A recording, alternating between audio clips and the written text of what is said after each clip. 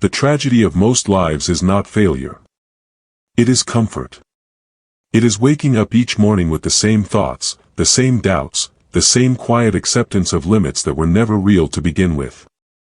It is the slow erosion of potential, not by catastrophe, but by repetition. By thinking the same way year after year and wondering, quietly, painfully, why nothing ever changes. Average thinking does not announce itself as weakness. It disguises itself as realism. As being practical. As this is just how life works. And that is how it wins. Because the moment you accept the ordinary explanation for your circumstances, the moment you stop questioning the story you've been told about who you are and what's possible, you have surrendered the most powerful force you will ever possess, your ability to choose your thoughts deliberately. Every great achievement in human history began as a rebellion against average thinking. Edison was told thousands of times that he had failed. Lincoln was told he was unelectable, unremarkable, unfit to lead.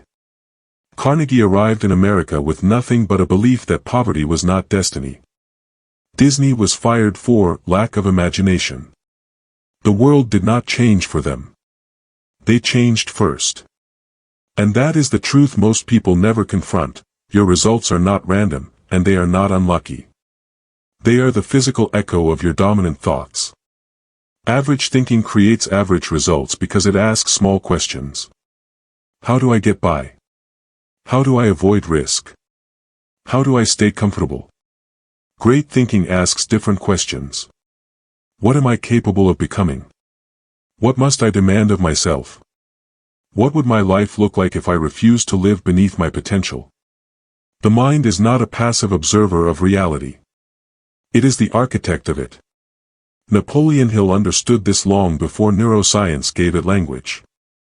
He saw that men who accumulated fortunes did not do so because they were luckier or smarter, but because they cultivated a definite purpose and aligned their thoughts with it until doubt had no oxygen left to breathe. Your mind is a factory. Every thought is raw material. And your life is the finished product rolling off the line. If you feed that factory hesitation, comparison, fear, and excuses, do not be surprised when it produces mediocrity in bulk. But if you feed it vision, belief, discipline, and persistence, if you become ruthless about what thoughts you allow to stay, your results must change. Not by magic. By law. Because nothing external ever rises above the internal standard you set. Most people wait for evidence before they believe. The extraordinary believe first, and create the evidence through action. That is why average thinking feels safe. It requires no inner transformation. No confrontation with fear. No responsibility for one's own outcomes. It allows you to say, I tried, without ever fully committing. But there comes a moment in every life when comfort becomes more painful than growth. When staying the same costs more than changing. When you realize that the greatest risk is not failing, but never discovering what you are capable of. Clarity is the enemy of average thinking. A vague life produces vague results. A scattered mind produces scattered outcomes. The people who rise do not wander mentally. They decide. They choose a direction and compress their energy into it. Hill called it definiteness of purpose. Today we might call it focus, but the principle is eternal.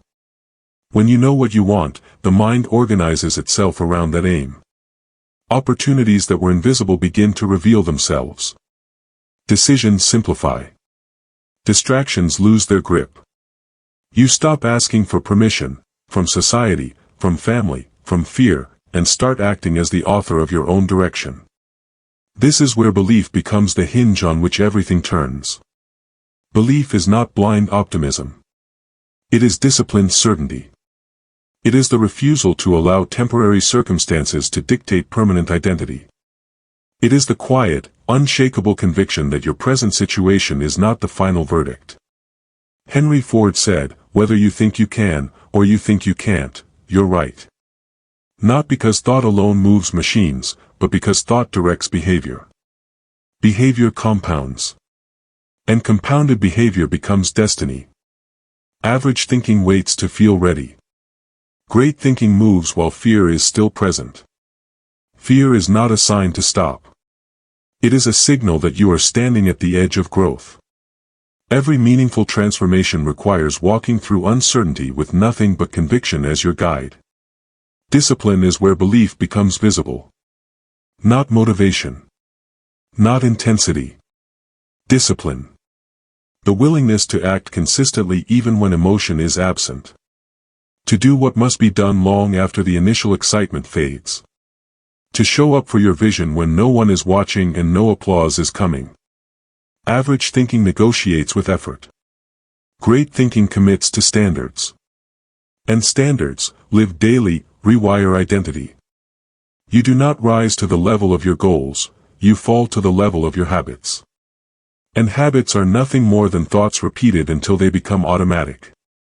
This is why the battle is always internal first.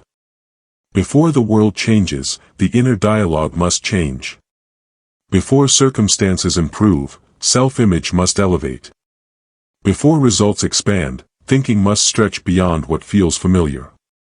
And familiarity is the most dangerous place a human being can live. Because familiarity lulls the spirit to sleep.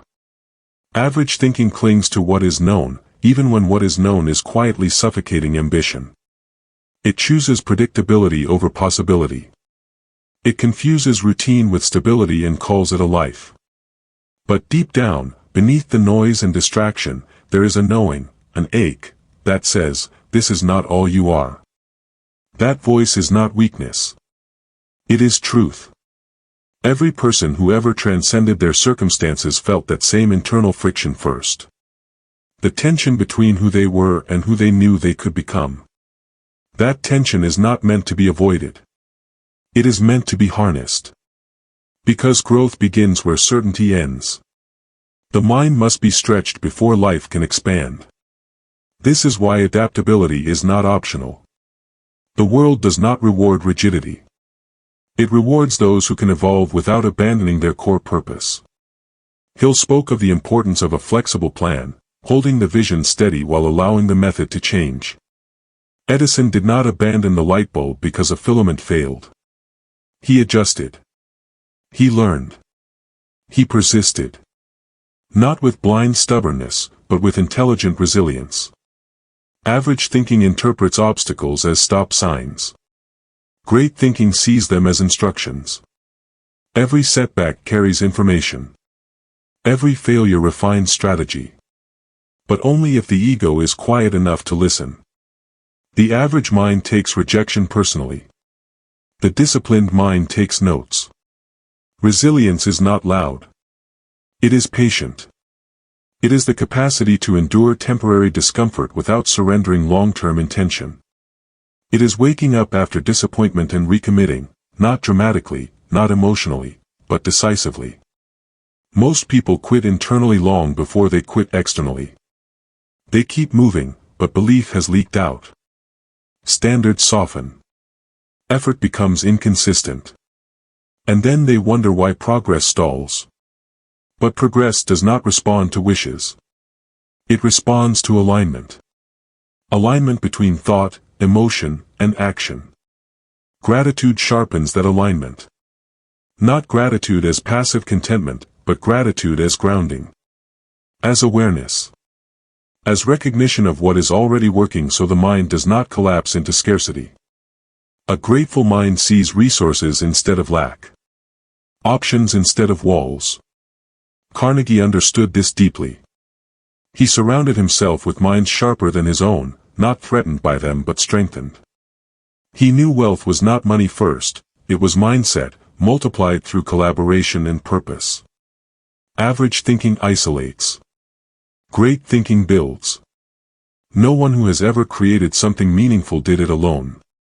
But no one who waited for consensus ever led either.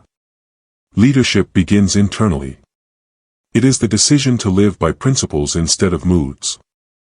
To move by vision instead of validation. Learning becomes fuel here.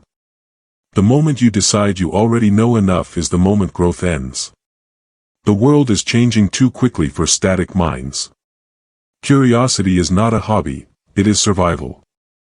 The willingness to learn, unlearn, and relearn separates those who adapt from those who are left behind wondering what happened. Lincoln read constantly.